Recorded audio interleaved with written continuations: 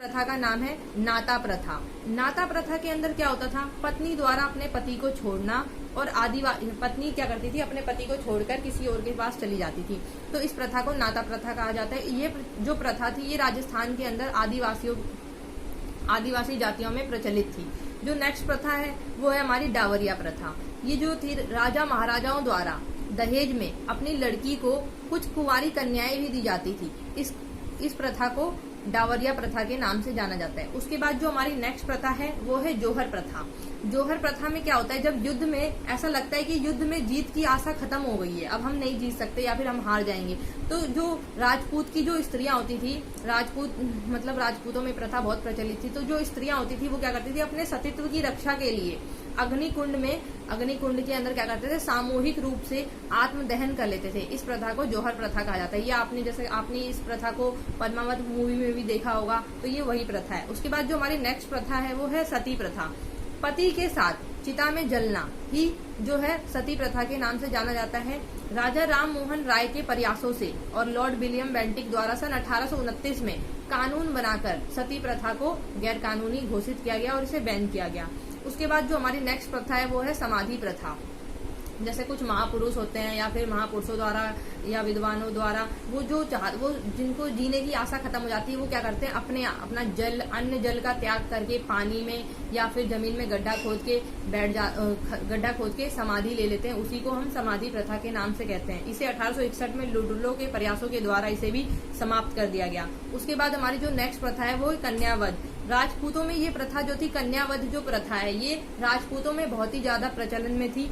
और इस प्रथा के तहत अगर कन्या का जन्म होता था तो जन्म लेते ही उसे अफीम देकर या फिर गला दबाकर कन्या का वध कर दिया जाता था। इसी को कन्यावध के नाम से जाना जाता है।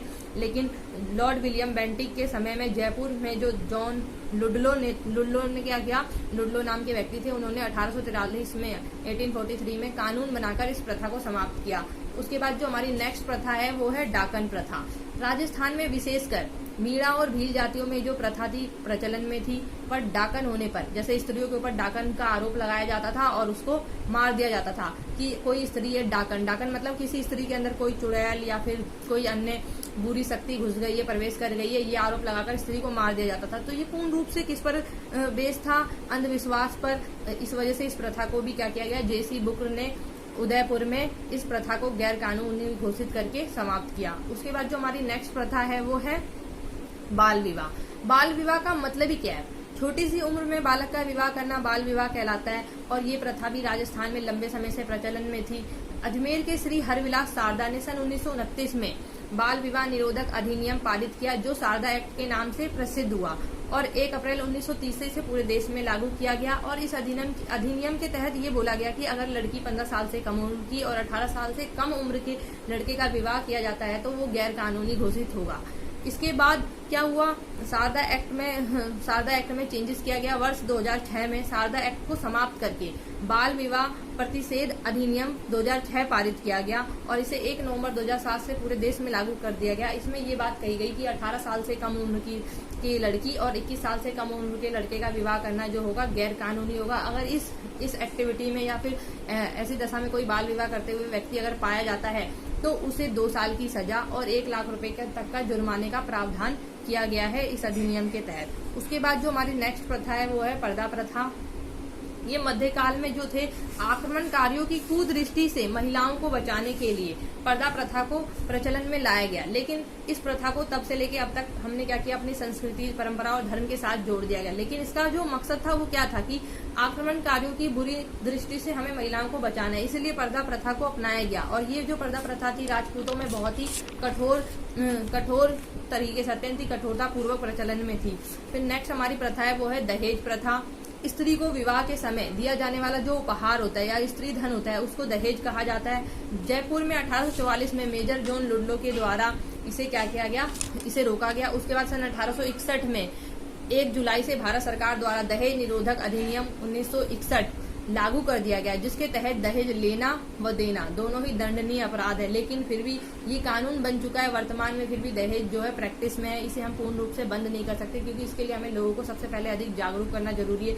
आज भी जो है दहेज और लेना और देना बहुत ही धड़ल्ले से प्रचलन में है। उसके बाद जो हमारी नेक्स्ट प्रथा है वो है विधवा विवाह।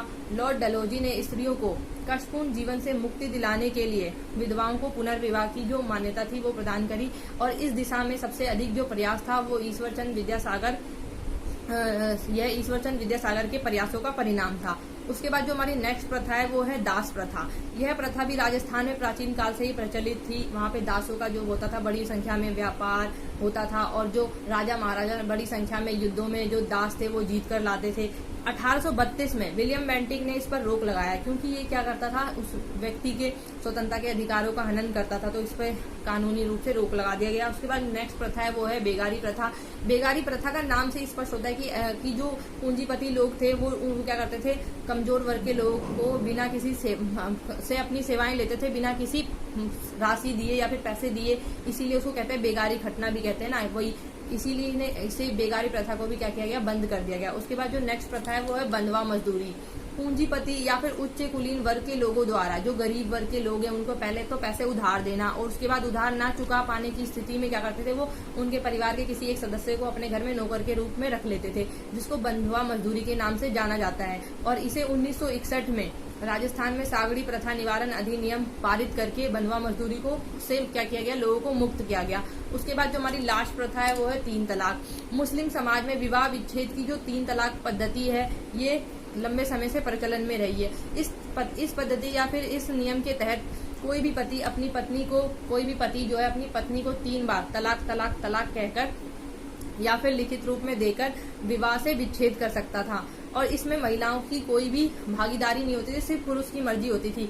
और इस भारत में इस प्रथा का क्या होता था, बहुत बड़ी संख्या में दुरुपयोग होता था, और बहुत ही ज्यादा दुरुपयोग होने की वजह से लंबे समय से संघर्ष के बाद 22 अगस्त 2017 को सुप्रीम कोर्ट की 5 सदस्यीय खंडपीठ ने 3-2 के बहुमत से 3 तलाक की प्रथा को असंवैधानिक घोषित कर दिया, क्योंकि यह संविधान के अनुच्छेद 14 का हनन करता है। सीधी सी बात है, अगर 3 तलाक का जो राइट है वो पति को मिल रहा है, पत्नी का इसमें कोई भी हाथ नहीं है, उसके अधिकारों का सीधा हनन हो रहा है, तो इस प्रथा को कानून बनाकर संवैधानिक रूप से इसे क्या किया गया, समाप्त कर दिया गया, क्योंकि हमारे संविधान के अनुच्छेद 14 समानता के अधिकार का हनन करता था।